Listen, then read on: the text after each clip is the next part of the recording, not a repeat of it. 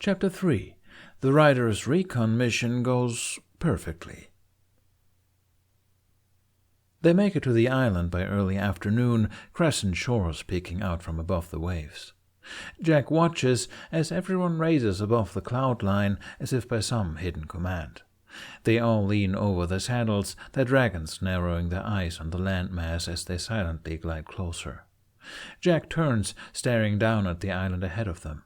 Stiff cliffs run the length of its curved back, descending into shallow sandy shores along a concave inlet slicing into its base. Mountains ripple throughout the island, only ebbing away at the cliff edges that surround a large valley rolling right up to the sandy shoreline. From this far up, it reminds Jack of the moon charm dangling from his staff. Then Jack begins to see what has everyone so quiet. Twin towers, like little pinpricks against a blue canvas, stand guard either side of the inlet, shadowing ships going into the beach. If he looks closer, he can see the shine from metal structures dotting the valley. The wind twirls in his ear, whispering of chains and large vessels with sails docked on a port, carving deep into the sand. "We'll go around back and hike up that nearby peak," Hiccup calls out, pointing towards a jutting mass overlooking the valley. Everyone nods their agreement. Jack looks between them. Walk? They're literally on flying lizards. What? Why not fly in? Jack asks, sailing over until he's hanging upside down in front of Hiccup, giving him a questioning look. Hiccup gives him a smile, hand coming up to gently tug on a lock of hair before sobering again. "They've come in contact with us already, so they definitely have air defenses just in case, and we all see their sea defenses. What they aren't expecting is people coming over land. So, we go over land." Huh. Jack hadn't even thought of that. They overshoot the island behind the cover of the clouds before diving down to sea level and backtracking, using the mountains to hide themselves from the watchtowers on the other side of the range. They dart over ridges, just barely skimming the tree line, then land at the base of a peak. Jack twirls down and plants himself on a tree branch, watching as everyone dismounts, the dragons shaking themselves off. "All right, everyone, we go on foot from here," Hiccup says, adjusting some packs on Toothless before beginning the march forward. Astrid quickly takes the lead, setting a grueling pace that has everyone panting by the time they reach the top. Jack almost feels bad for the way he bobs in the swatch of snow above them, feeling no worse for wear. When they reach the peak, Jack is quick to stroll up to the top of a pine tree, perching behind some needles on one of the top branches. Hiccup glances up at him, humming. He turns to Toothless. "Want to join him, bud?" Soon, all the riders hunch over their dragons as they curl around different trees, bodies tight against the trunks as the pine needles hide their forms. Jack hops over to the branch above Toothless as Hiccup pulls something out of his pocket. It's a small metal cylinder. Hiccup pulls it open, leaning forward to peer through. Jack blinks. A scope. He's seen sailors use those. They're always a popular item along the merchant stands dotting city shorelines, but this one looks handmade. He hooks his staff against the branch and swings over until his feet are planted on the underside of the wood, hanging over the two as he narrows his eyes on the scope. The lens at the end looks vaguely familiar. "Is that my eyes?" he asks, narrowing his eyes. Hiccup continues looking through the scope for a moment, angling it this way and that, before leaning back and folding it up again, stuffing it in one of his many pockets. "Yeah, I asked you for an ice lens, remember?" Hiccup asks, amusement bleeding through as he quirks an eyebrow up at Jack. "Oh, right. So that's what that was for," Jack murmurs, hand on his chin. Who knew? Makes sense in hindsight. He could easily bend his eyes any angle Hiccup wanted without the hours and pain it would take to do the same with glass. "You never questioned what it was for when he asked you for it?" Astrid pipes up, looking over at Jack incredulously. Jack hooks his knees over the branch, staff letting go of the wood to dangle, swinging lightly. He shrugs, upside down. "He asked, and I said sure." Snot loud snorts from Jack's other side. "Whipped," he coughs, grinning. Jack just smiles over at him, shrugging again. "All right," Hiccup says, rolling his eyes. "Let's get back on task. Looks like they're using the valley below for the processing yard. I saw stacks of cages and doors leading into different rooms all along the cliff walls leading down. No sign of Deathsongs, but there were carved rooms that looked big enough to house them. My guess they're keeping them in there. We'll split up, sneak in, and find out what we can. The forest butts up right up to the cliffs, so we can leave our dragons there and see what we can find. Stay hidden. This is simple recon. And what do we do when we get caught? Roughnut asks, leaning over Barf's head. When? Fishleg squeaks. If we get caught, Hiccup stresses. Call your dragons and get out of there. The noise will definitely reach the rest of us, and we'll retreat too. Any questions? Jack raises his head. Hiccup rolls his eyes. Yes, Jack? How many times have you gotten caught on these kind of things? He asks, smirking. Hiccup gives him a glare. We're not going to get caught, he says. Is that all? There's a pause. Hiccup clicks his foot into position. All right then, let's go. They get caught. Jack may be a little biased, but he would like to say that it was through no fault of their own. Mostly. Well, okay, it was definitely their fault, but for a very understandable reason. They had slinked down to the edge of the valley and into the makeshift base easy enough. It was cold, well into the Vikings' northern fall. Cold enough that no one in the compound had batted an eye at some snow drifting around on the wind, and so Jack slipped around easily enough. Watching them, Jack quickly saw that they barely even needed his help in the first place. They worked in pairs, Hiccup and Astrid, Rough and Tough, and Fishlegs and Snotloud. One was always peeking around the corner for guards, as they easily slipped into different nooks and corners, creeping along like second nature. Just watching them, Jack knew they had done this enough times to develop a routine. He iced the ground in front of a few guards that were about to run into them, the noise of them slipping and cursing, enough of a warning to give the riders time to escape. They managed to wiggle themselves into most of the rooms connected through tunnels around the inside of the base, understandably staying away from the courtyard and the numerous guards roaming the wide-open space. They wrote down whatever information they saw or just stuffed the scrolls into their bags. The trouble came while Jack was following Hiccup and Astrid.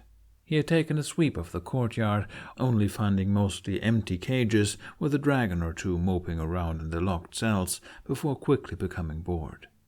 He checked in with everyone else before starting to just trail behind Hiccup, which, sue him, was his go-to.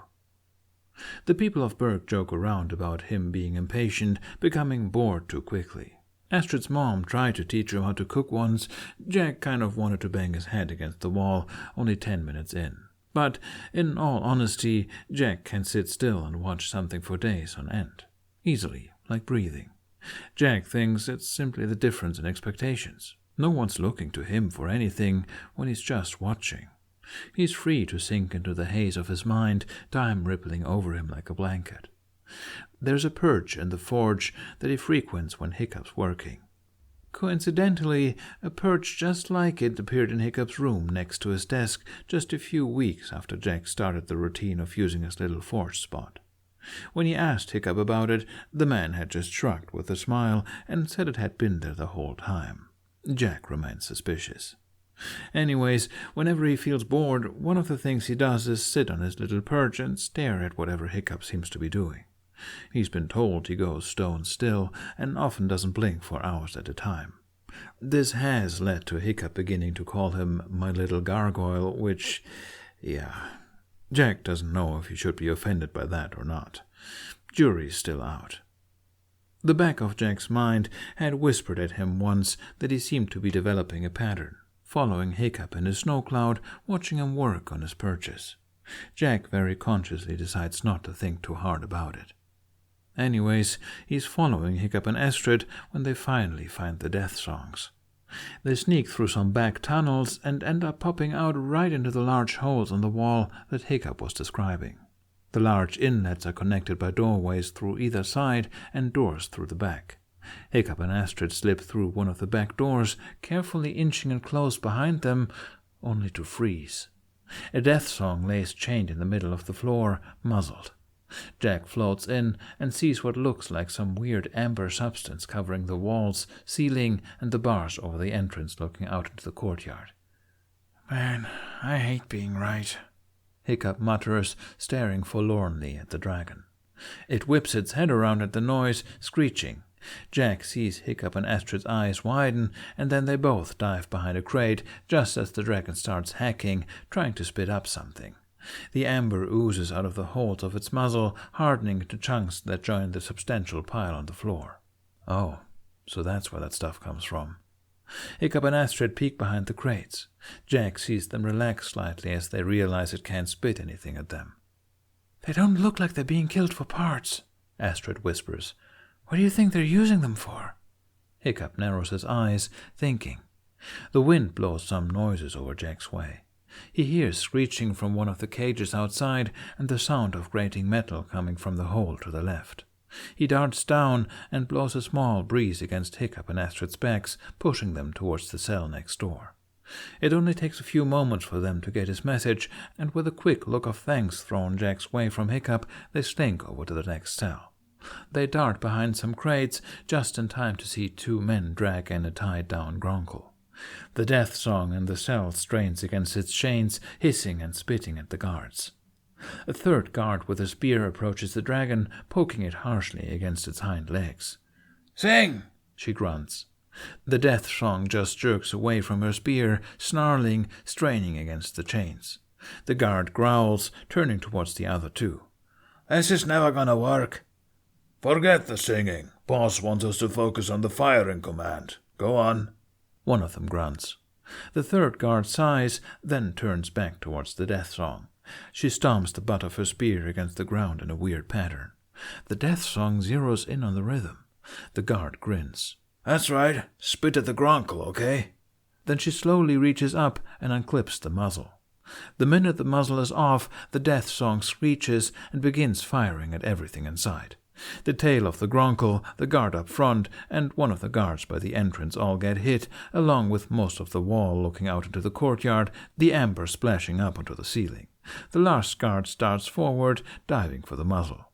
It's as the Deathsong turns to snap at him that the trouble really begins. It faces Hiccup and Astrid for just a moment, frills flaring at the guard snatching up the muzzle, when Astrid stills, slowly standing as if in a trance. Hiccup hisses at her, yanking on her hand, but she doesn't even look at him. She's staring straight at the Deathsong, face slack. "Garf?" she whispers. "Garf?" Jack looks at her incredulously. But the amazing thing is that the Deathsong responds to the name.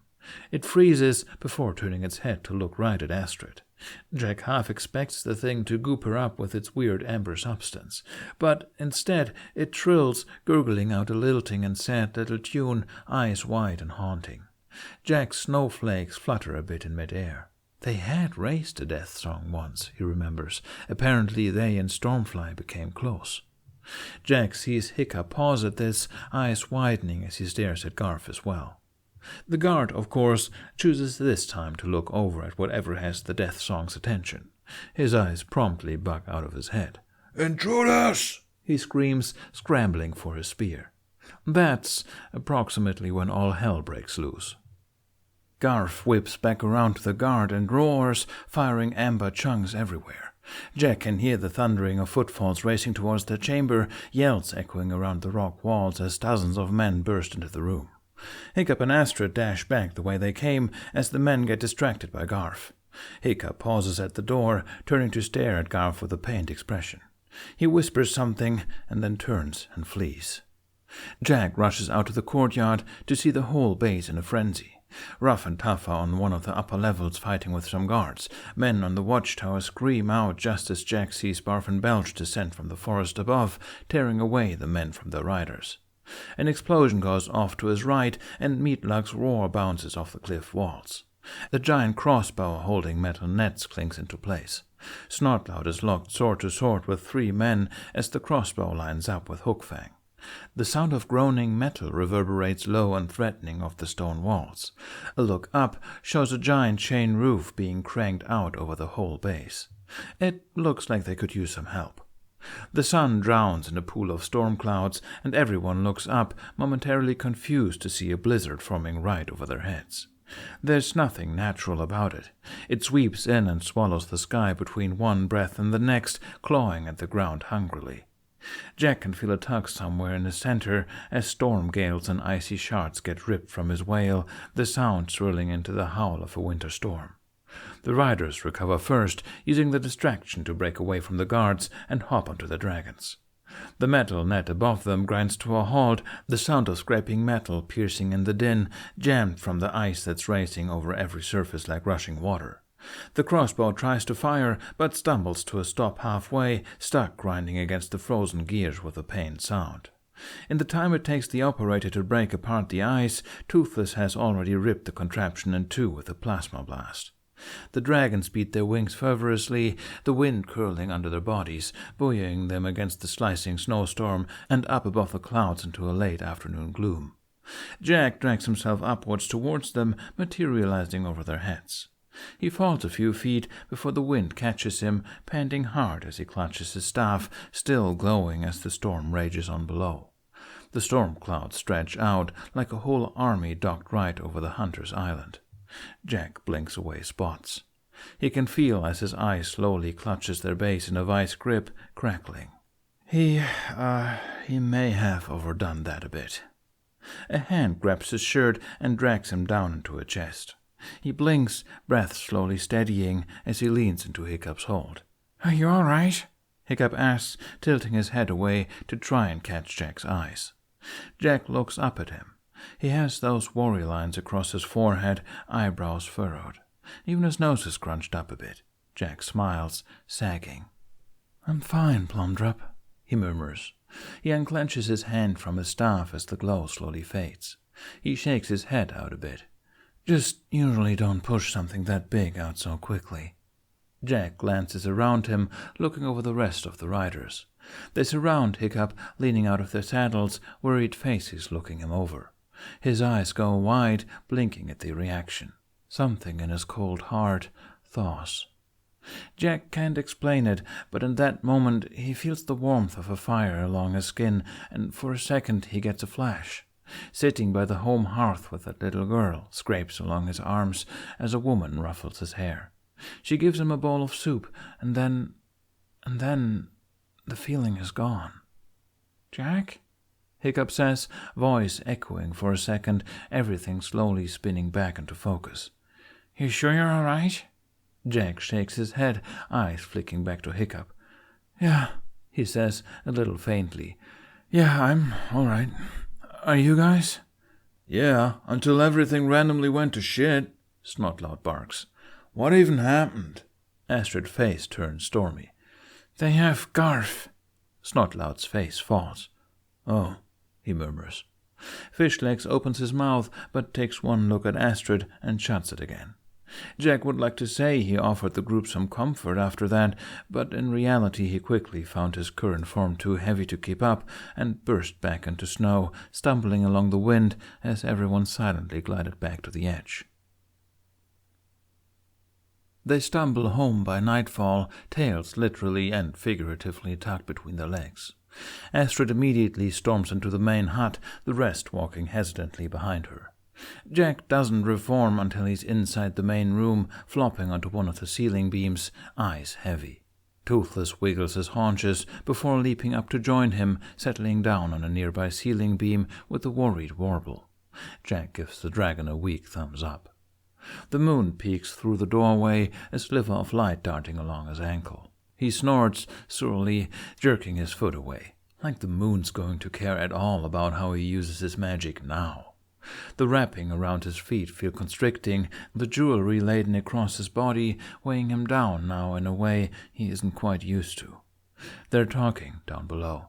He takes a deep breath, straining his eyes open again before tilting his head. "We can't just sit here and do nothing while they have him locked up there," Astrid yells. Jack has a feeling he's catching the middle of an already heated argument. "They know we know their location now, Astrid. If we try to go back without a proper plan, we'll be captured. Then we'll be of no help to Garf." Hiccup replies back, voice very deliberately calm and steady. Jack idly wonders if Hiccup knows that his "please calm down" tone often gets Astrid even angrier. "If they know their base is compromised, they'll be moving soon, and we'll never be able to find them or Garf again."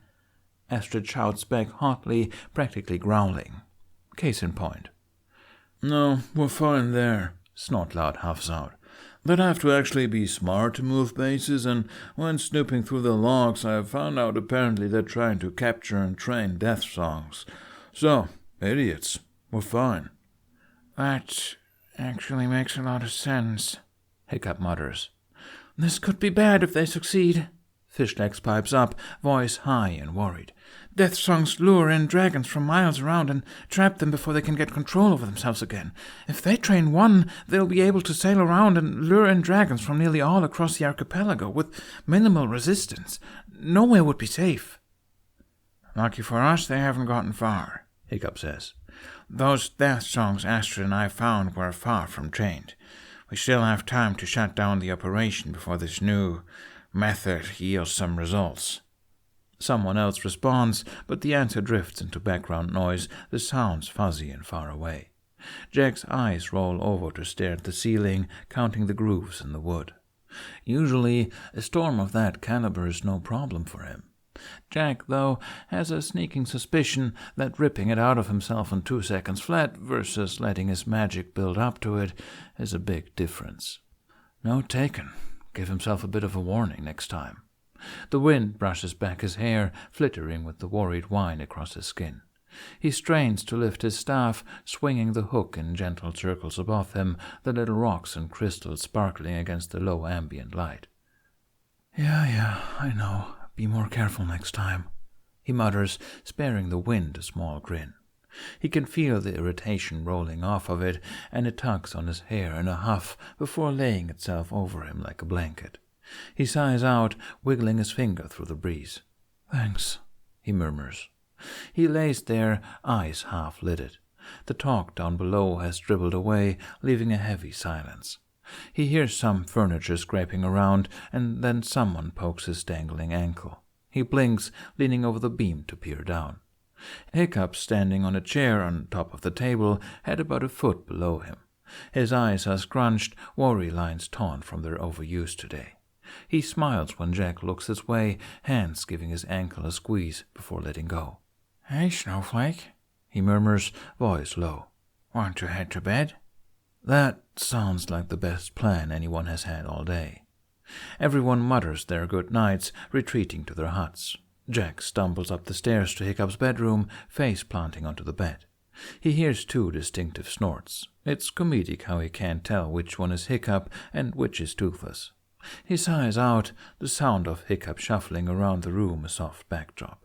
Hiccup comes up to the bedside and gently pries away Jack's staff. Jack can hear him place it into the holder he built by the bed, the charms around the hook shaking out sighs of their own.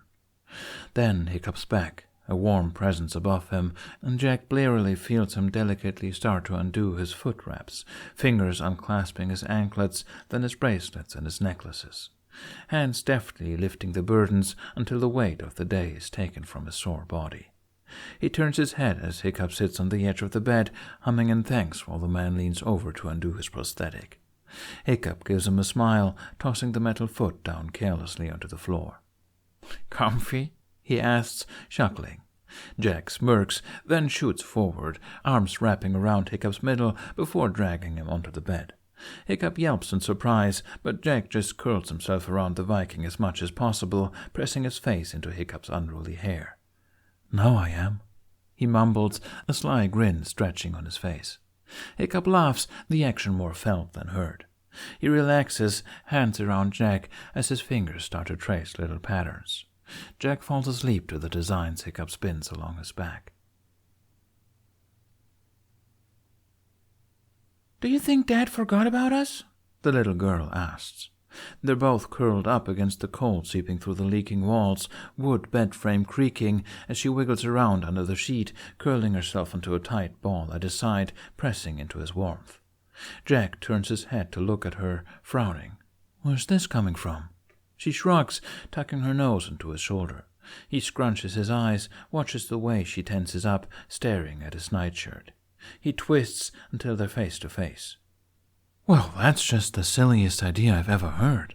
Who could forget a face like this? He pinches her cheeks, stretching them out until she starts giggling, slapping his hands away. I'm serious, she laughs. When he continues to poke at her face, she starts kicking him, the sheets bunching up at the end of the bed. He barks a laugh, diving in to tickle her with renewed vigor. Cats! A muffled shout comes from behind the door. Jack and the girl freeze before looking at each other and dissolving into quiet giggles.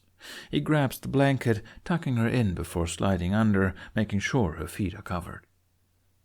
There's no way in the wind or skies he's forgotten about someone like you, Jack murmurs, tucking the girl's hair behind her ear. She purses her lips, eyes skittering away to the wall. She nods once, decisive. Something in the look twists his stomach, a sigh puffing past his lips. The nod is less of an acknowledgement, more of a dismissal of the conversation.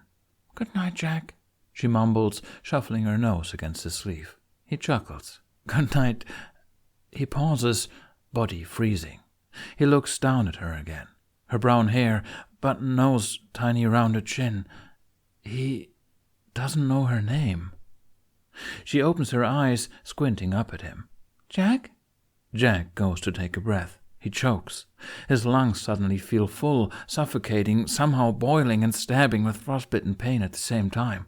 He twists in bed, clawing at his chest, and coughs up water onto the floor. He stumbles, voice ragged as he gurgles for air that will not come, the emptiness of his chest like a black hole, the pressure almost bursting past his ribcage. He rolls onto the floor, eyes wide and frozen, as they stare, shaking up towards the ceiling. The girl's face fills his vision, eyes wide and terrified. Her face is blanketed by the full moon. Jack! Jack wakes up to murmuring. He can feel arms rubbing up and down his back. He can feel lips pressed against his forehead. He opens his eyes and Hiccup's face comes swimming into view, pinched with stress. When he sees Jack wake, it's like a puppet whose strings have been cut, tensions leaking away. Hiccup pulls back, hands coming up to frame his face. He smiles something small and questioning down at the spirit, his shoulders sagging. Jack glances around. The sheets are rumpled on the floor, Jack sitting ramrod straight in their bed. He takes a breath, slumping. I'm okay, Jack whispers, shaking his head from what's left of his dream. He gives Hiccup a reassuring smile. Hiccup's face pinches again, and Jack winces. That girl's terrified face overlaps Hiccup's worried eyes for a second, and Jack's hand jerks before he can catch it, eyes freezing over the bed frame. He stares at the crackling wood, almost robotic.